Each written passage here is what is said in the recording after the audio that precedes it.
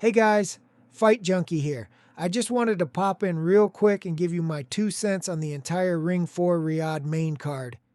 As always, thank you so much for all of the love and support, and now let's jump into it. 4 belts on the line, 1 upset, and props raining cash like Saudi oil money. David Benavidez versus Anthony Yarde, with the WBC light heavyweight title on the line. David Benavidez was a massive minus 2,000 favorite to defeat the plus 900 underdog in Anthony Yarde. Benavidez didn't disappoint as he dominated and stopped Yarde in the 7th round. The won't go 12 rounds at minus 205 cashed, as well as Benavidez wins inside the distance at minus 165. Post. Fight. Thoughts. Benavidez is a damn nightmare.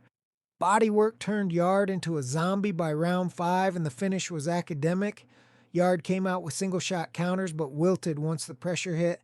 That right hand never found the range after round 3, and even then, it was far and few between with no real damage displayed. Cashing the inside prop on David was easy work. Benavidez moving up to cruiser for the title shot against Vito next. Upset alert.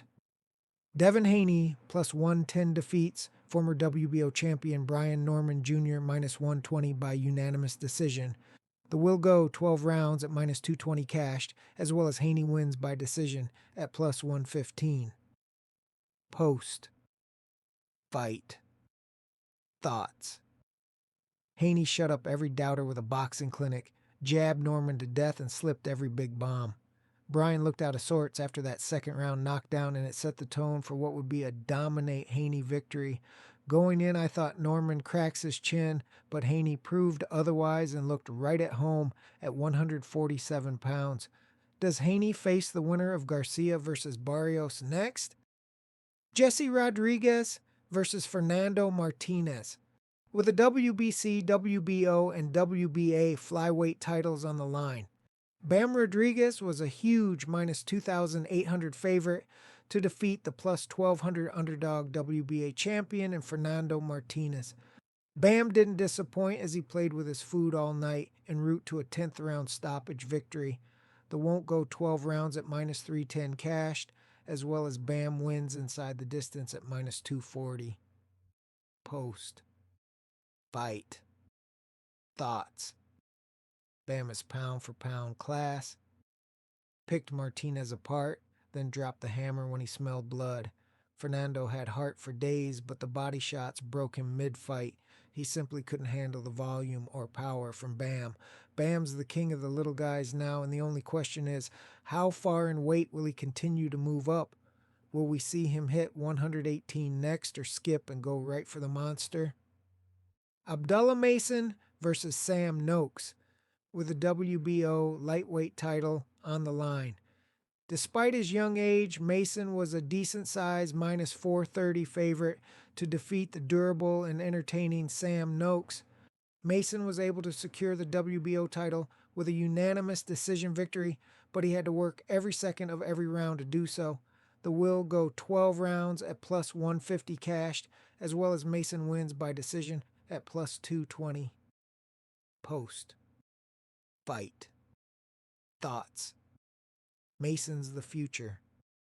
Slick southpaw angles and speed made Noakes look slow all night.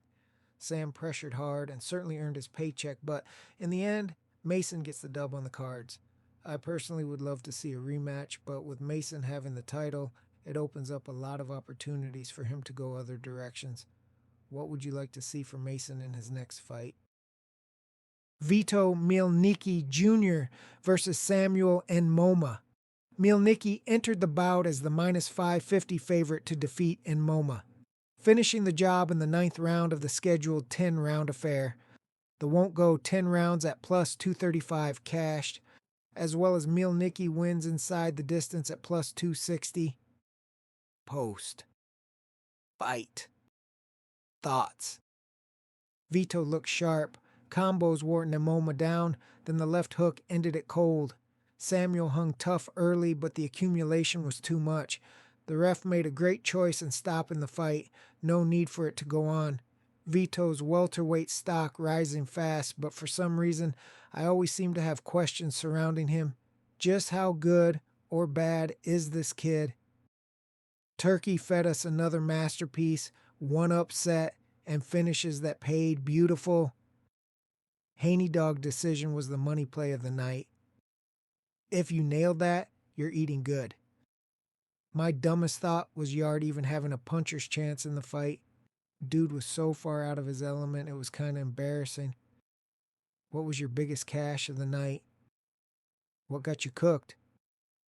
Drop your comments below. That's it for this episode of Fight Junkie. Fight Junkie out!